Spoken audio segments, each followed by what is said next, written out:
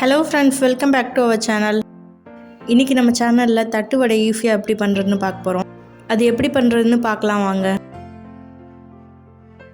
முதல்ல 1/4 கப் கடலைப்பருப்பை எடுத்து நல்லா கழுவிட்டு தண்ணி ஊற்றி 1 மணி நேரம் ஊற வச்சு எடுத்துக்கலாம்.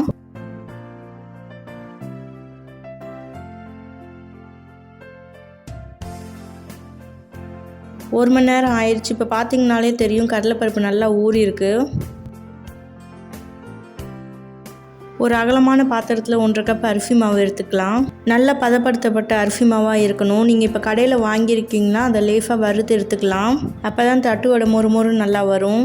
அது கூடவே ஊற வச்ச கடலைப்பருப்பு சேர்த்துக்கலாம். தனி மிளகாத்தூள் 1/2 ஸ்பூன் சேர்த்துக்கலாம். மஞ்சத்தூள் 1/4 ஸ்பூன் சேர்த்துக்கலாம். சில்லி ஃப்ளாக்ஸ் 1/2 ஸ்பூன் சேர்த்துக்கலாம். பெருங்காயத்தூள் 3/4 ஸ்பூன் சேர்த்துக்கலாம். தேவையான அளவு உப்பு சேர்த்துக்கலாம். எள்ளு 1/2 ஸ்பூன் சேர்த்துக்கலாம். எந்த எள்ளு வேணாலும் சேர்த்துக்கலாம். என்கிட்ட வெள்ளை எள்ளு இருக்கிறதுனால வெள்ளை எள்ளு சேர்த்துருக்கேன். நீங்கள் கருப்பு இருந்தால் கூட அதை சேர்த்துக்கலாம். ரூம் டெம்பரேச்சரில் பட்டர் 1 ஸ்பூன் சேர்த்துக்கலாம். இது எல்லாத்தையும் இப்போ நல்லா கலந்து விட்டுக்கணும். எல்லா பக்கமும் மாவு கூட சேர்த்து நல்லா பெசரி விட்டுக்கணும். பெசரி விட்டதுக்கப்புறம் இந்த ஸ்டேஜில் உங்களுக்கு உப்பு காரம் ஏதாவது தேவைப்பட்டால் கூட நீங்கள் சேர்த்துக்கலாம். அது கூடவே சோம்பு 1 ஸ்பூன் சேர்த்துக்கிறேன்.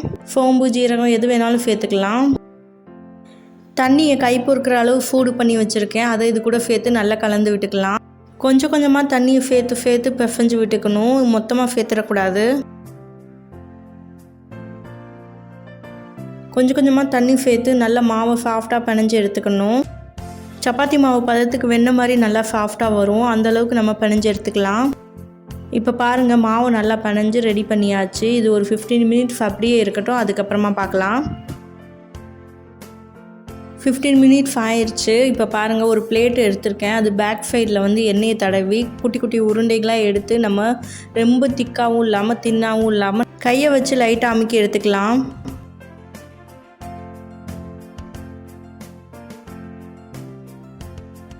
இந்த மாதிரி இருக்கணும். ரொம்ப திக்காகவும் இல்லாமல் தின்னாகவும் இல்லாமல் ரவுண்ட் ஷேப்பில் அழகாக வந்திருக்கு. இன்னொரு பக்கம் எண்ணெயை காய வச்சுருக்கேன். அதில் தட்டின மாவை ஒவ்வொன்றா நம்ம சேர்த்துக்கலாம்.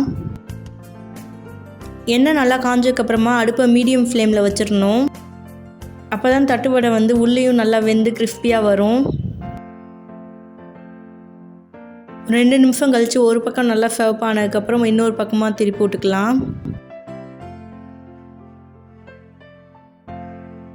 இப்போ பாருங்கள், எண்ணெயோட ஓஃபையெல்லாம் அடங்கிடுச்சு. தட்டு வடை நல்லா வெந்துருச்சு. இப்போ நம்ம எடுத்துடலாம்.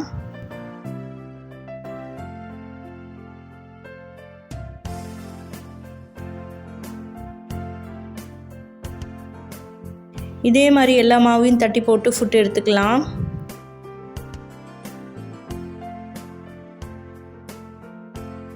இப்போ பாருங்கள், எல்லா மாவையும் ஃபுட்டு எடுத்தாச்சு. தட்டு வடை கிறிஸ்பியாக சூப்பராக ரெடி ஆயிடுச்சு.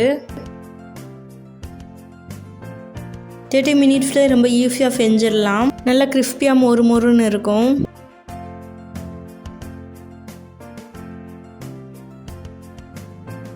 நான் சொன்ன அளவுகள் மாதிரியே நீங்களும் ட்ரை பண்ணி பாருங்கள். உங்களுக்கு இந்த ரெசிபி பிடிச்சிருந்தா நம்மளோட சேனலை சப்ஸ்கிரைப் பண்ணி லைக் பண்ணி ஷேர் பண்ணுங்கள். தேங்க்ஸ் ஃபார் வாட்சிங்.